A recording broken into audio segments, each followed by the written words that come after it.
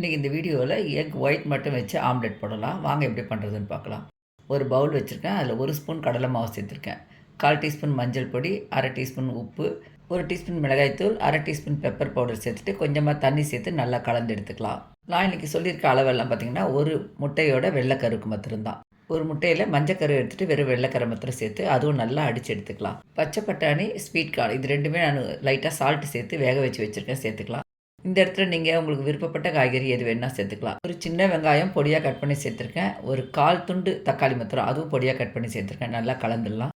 இப்போ ஒரு தவா வச்சு 1 ஸ்பூன் எண்ணெய் சேர்த்து அது நல்லா எல்லா பக்கமும் ஸ்ப்ரெட் பண்ணி விட்டுடலாம். இப்போ நம்ம கலந்து வச்சுருக்க முட்டை கலவைகளை இப்படியே போட்டு ரொம்ப நைஸாக இல்லாமல் கொஞ்சம் திக்காகவே சேர்த்துக்கலாம்.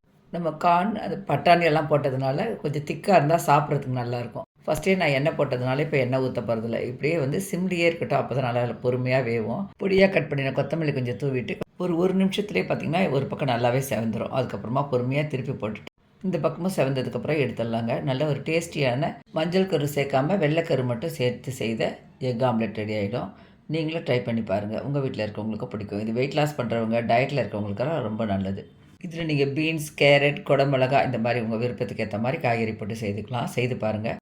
நம்ம சேனலில் வர வீடியோஸ் பிடிச்சா லைக் பண்ணி சஞ்சய் நானும் vlog சேனலை சப்ஸ்கிரைப் பண்ணிக்கோங்க. தேங்க்யூ.